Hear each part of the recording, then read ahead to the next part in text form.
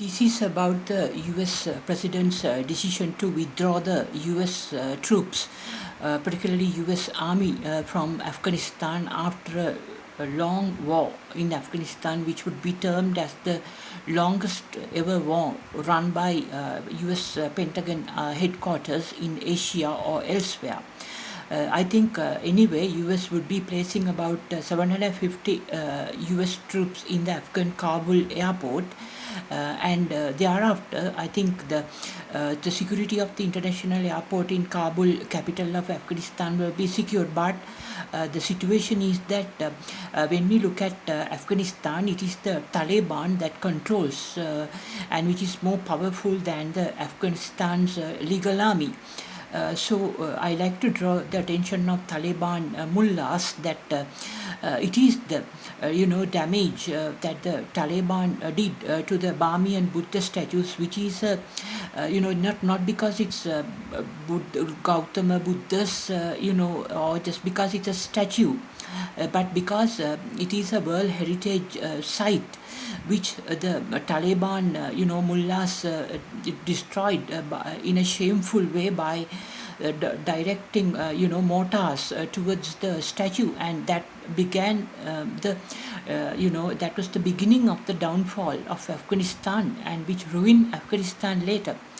The point is that in Islamic textbooks, the Holy Quran and the Hadith and the other textbooks, the statues are prohibited, but they are termed as infidel. But then Gautama Buddha is not a god, because Islamic religion prohibits only the infidels, means the other god-based religions statues. So Gautama Buddha is not a god. Gautama Buddha is a human being, or a prince Siddhartha, who became like 100% human brain cell development and 100% human mind, perfection as a human, which resulted in such an extraordinary personality to know the past, know the future, know the present in a perfect way.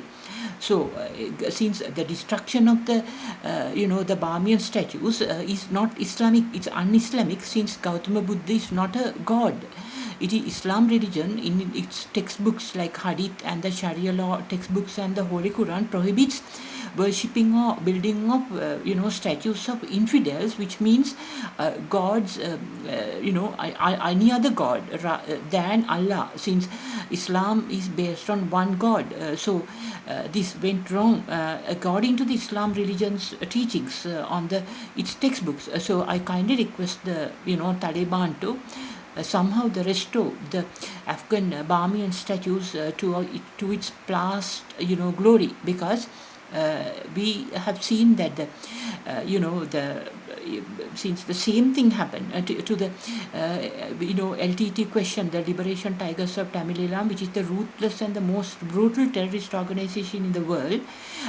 For example, more than Taliban, because when I was in Jaffna at the Commercial Bank, premises in Chunnakam, the LTT was there armed, and the Sri Lanka army was not there, and they challenged and asked me why that the Venerable Soma Theras, a Buddhist monk, of course, not the Gautama Buddha's that particular monk's statues are there in the Trincomalee. Well, then I pointed out to them that Gautama Buddha is not a teacher, neither Buddhism. Gautama Buddha is a teacher, and Buddhism is not God-based. So what's wrong in having a statue of a disciple of a great teacher like Gautama Buddha, Venerable Soma, in Trincomalee? And also I pointed out to LTT, that Gautama Buddha is a teacher, and as such not to intervene, and they accordingly obliged, and they did not took up the removal of statues thereafter. So this is the same message I like to convey to Taliban, because you can remove any god related religions statues, because we don't know whether there is a god or not. According to Gautama Buddha, there are four major gods in a special universe of their own, like our space-time universe. There's another special universe where the four gods perceive as they created and they can control the whole of aggregate of the multiverse, which is a aggregation of the universes of different types. But Gautama Buddha said that they cannot create the universes or multiverse, which is aggregation of the universes, different universes. Neither they can control the universes like as such. So according to the Gautama Buddha's teaching, it is the human brain which is the most powerful, and the human mind which is the most powerful, and if it is developed 100%, right?